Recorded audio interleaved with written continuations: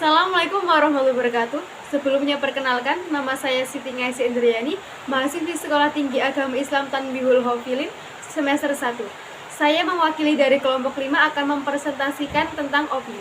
Opini merupakan suatu pendapat yang disampaikan oleh seseorang atau sekelompok orang dalam menyikapi sebuah masalah dengan memberikan prediksi atau harapan tentang suatu kejadian. Sebuah opini tidak dapat dijamin atas kebenarannya, karena tidak diperkuat dengan adanya fakta, bersifat subjektif, dan adanya perbedaan pendapat tentang suatu kejadian. Setiap orang memiliki pandangan yang sangat berbeda-beda dan memiliki hak yang sama untuk menyampaikan pendapat atau mengeluarkan opini pada setiap kejadian atau peristiwa tertentu. Opini dapat disampaikan dengan berbagai cara, misalnya secara aktif, secara pasif, melalui verba, melalui bahasa konotatif, melalui gestur, dan melalui cara berpakaian.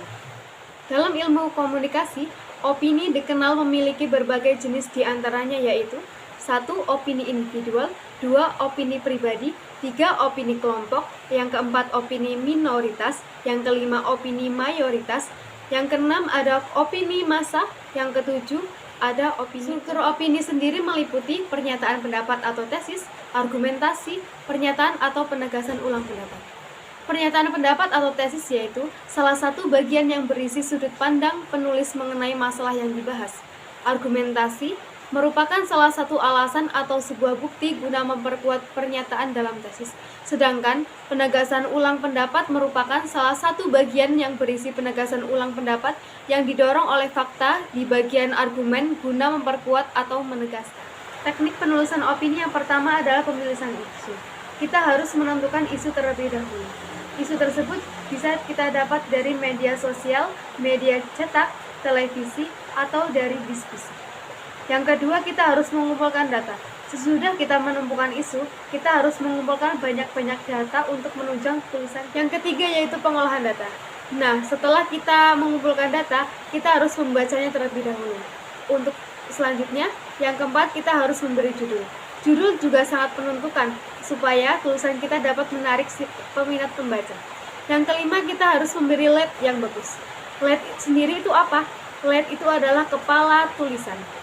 Nah, jadi kepala tulisan ini sangat berpengaruh terhadap pembaca karena di situ juga dapat menarik minat pembaca agar dapat meneruskan membaca tulisan kita selanjutnya sampai selesai. Yang keenam, membuat alur tulisan. Alur tulisan sendiri biasanya merupakan suatu deskripsi fenomena yang terjadi. Yang ketujuh, kita harus menutup opini. Menutup opini. Biasanya opini ditutup dengan sebuah pernyataan, namun ada juga yang menutupnya dengan pertanyaan. Nah, yang selanjutnya saya akan membacakan contoh-contoh dari kalimat opini. Hidup di pedesaan akan jauh lebih enak daripada hidup di perkotaan. Menjadi orang kaya itu tidaklah mudah. Mungkin lusa akan terjadi badai. Menurut saya, sebuah permasalahan banjir Jakarta sangat sulit untuk diatasi. Buah pisang rasanya jauh lebih enak daripada buah durian. Udara di kota Bandung sangat dingin dibandingkan kota Jawa. Mungkin itu sedikit materi opini yang dapat saya sampaikan. Saya perwakilan dari kelompok 5, memohon maaf setulus-tulusnya. Sekian, wassalamualaikum warahmatullahi wabarakatuh.